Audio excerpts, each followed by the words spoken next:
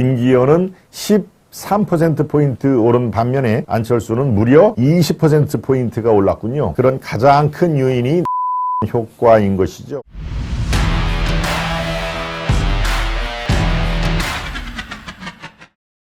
나경원의 불출마 효과로 안철수가 김기현의 역전이 된다. 아시아투데이의 여론조사의 핵심 내용입니다. 관련 내용을 조금 더 살펴봐 드릴까요? 네. 여기를 보시는 게 낫겠네요. 예, 바로 아시아투데이가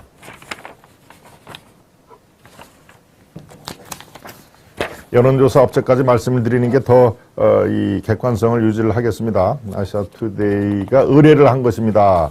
업체는 RN서치, 아시아투데이가 여론조사 전문업체인 RN서치에게 의뢰를 해서 지난 27일, 28일간 전국 만 18세 이상의 남녀 1,030명을 대상으로 조사한 결과 가장 적합한 국민의힘 대표에서 안철수 의원이 1위로 도약했다. 그러니까 역전을 한 것이죠. 직전 조사에서 안철수는 19.8, 김기현은 23.5. 그래서 이 당시에는 김기현 후보가 1등, 안철수 후보가 2등 이렇게 돼 있었습니다. 그런데 이번 조사에서 이게 역전이 됐다 하는 얘기입니다.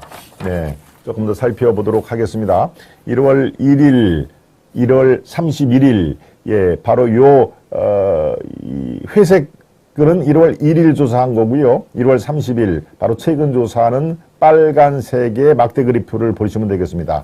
즉, 말씀드린 대로 1월 1일에는 김기현 23.5, 안철수가 19.8, 황교안이 12.2, 예, 나경원은 어차피 지금 이제 이 당시에 1월 1일에도 출마 여부를 본인이 밝히지 않은 상태니까 나경원은 뺀 것이죠. 예, 포함을 됐는데 나경원이 뒤로 처진 게 아니라 여론조사 자체를 뺀 것입니다. 그러니까 이 당시에 1월 1일 날은 김기현이 23.5, 안철수가 19.8, 예, 황교안이 12.2로 1, 2, 3위가 돼 있었는데 한 달이 지난 1월 30일 바로 어제 공개된 예, 오늘이죠. 오늘 공개된 이 여론조사에서는 순위가 뒤바뀌었다. 김기현이 36.5, 안철수가 급상승을 해서 39.8까지 따라 올라갔다 하는 얘기입니다. 그렇죠? 예, 황교안은 오히려 7.2%로 주저앉은 그런 내용이 되겠습니다. 그 밑에 군소 후보들도 보겠습니다. 윤상현이 5.2에서 2.4로, 조경태는 3에서 3.4로, 예, 조경태가 윤상현을 살짝 앞서는 예, 그런 상황이 된 것이죠. 뭐 크게 의미가 있는 그 수치 상승 효과는 아닙니다만은 예, 가장 큰 의미는 바로 안철수가 김기현의 역전을 했다 하는 얘기입니다. 물론 뭐 이 역전이 계속 유지가 되리라는 보장은 없습니다.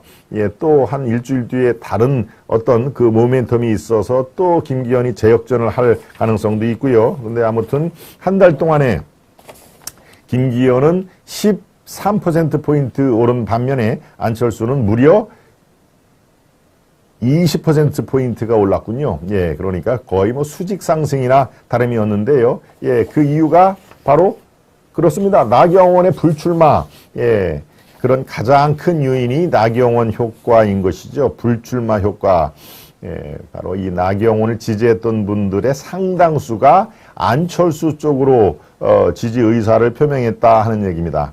굉장히 예, 지금 김기현은 거의 김기현의 대세론을 지금 확산을 하려고 하는 상황에서 나경원의 지금 발목을 잡힌 그런 상황입니다. 물론 나경원을 지지하는 분 중에서도 일부는 예, 그래도 윤 대통령의 성공이 더 중요하지. 그렇다면 윤 대통령이 지지하는 것처럼 보이는, 예, 꼭 지지하는이 아니죠. 지지하는 것처럼 알려진 또는 지지하는 것처럼 보여진 김기현 후보를 그래도 지지를 해야 되지 않겠느냐라는 분들이 일부 있는 반면, 야, 해도 너무했다. 어떻게 저게 나경원 출마 자체를 막는 게 어디냐 라면서 나경원 지지자들이 안철수 후보에게 대거 이동을 했다라는 게 바로 이번 조사의 핵심 내용입니다. 네. 국민의힘과 민주당 정당 지지율은 굉장히 팽팽한 것으로 나왔는데요. 예, 국힘은 42.7, 민주당은 41.4, 약간 국민의힘이 앞서는 그런 상황인데요. 두 정당 모두 직전 조사 대비 2%포인트가 떨어졌다. 예. 그러니까 별로 이 국민의힘이나 민주당이나 잘한 일이 없다. 그렇죠? 국민의힘은 뭐 나경원을 주저앉히면서 사실 그 이미지에 손상이 갔고요. 민주당은 어떻습니까? 이재명의 네, 검찰 리스크, 검찰 출두 모습이 비춰지면 비춰질수록 당대표가 저렇게 무슨 죄가 있어서 검찰에 출두를 하는 게 그 정당 이미지에 절대 플러스가 되지를 않는 상황인 것이죠. 그래서 비명, 이재명을 지지하지 않는 민주당 의원들이 독자 세력을 지금 꾀하는 그런 내용입니다. 네. 지금 아시아투데이의 여론조사를 제가 말씀을 드리는데요. 조금 더 구체적으로 더 보완을 해드릴 게 없나 싶은 생각이서 제가 봤습니다. 네. 여러분들이 어느 정도는 예상을 하셨을 겁니다.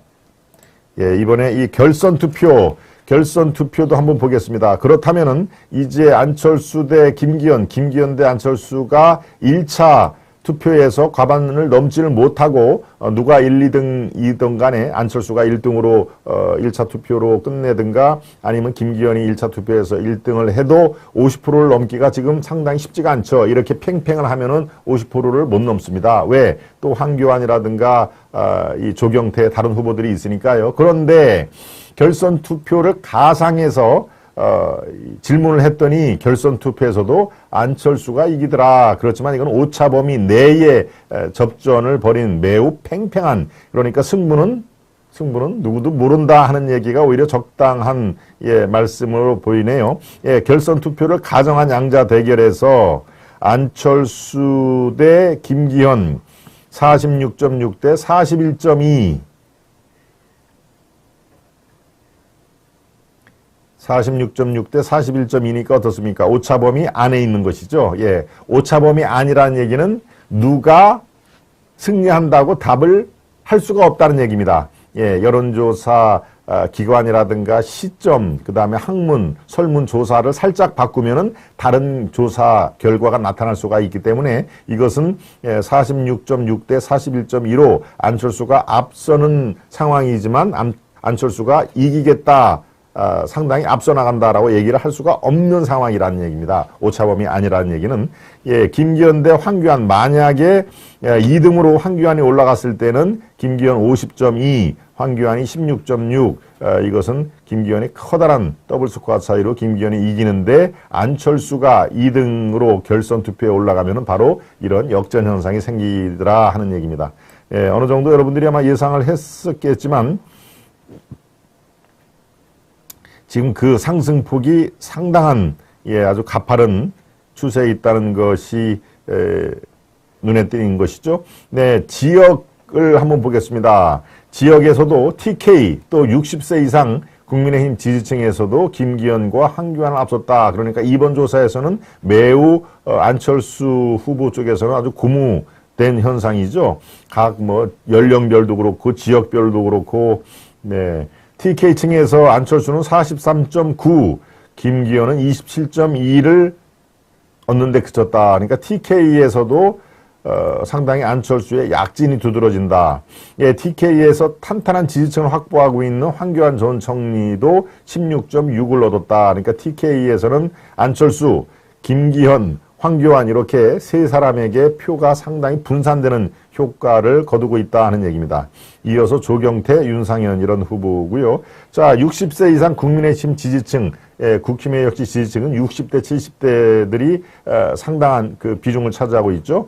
60세 이상 국힘 지지층에서는 안철수가 42.5, 김기현이 37, 황교안이 6, 조경태가 3.6, 윤상현이 2.4.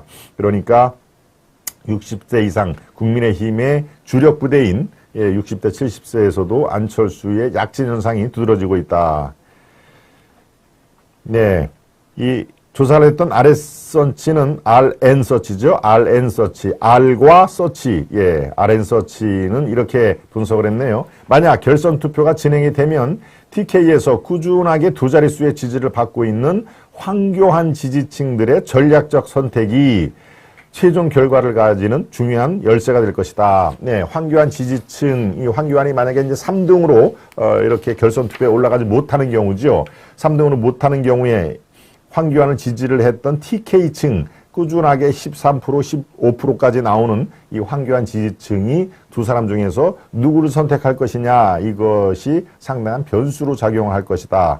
그러니까 TK, PK의 60대, 70대 황교안 지지 세력들이 또 어느 이 양강 후보 중에서 어느 쪽으로 향할 것인가, 이게 굉장히 중요한 상황을 차지를 할 것이다 하는 얘기입니다. 그래서 아시아투데이가 실시한 긴급 여론조사에서 안철수의 약진 현상이 상당히 두드러지게 결과가 도출이 됐다 하는 얘기를 말씀을 드립니다.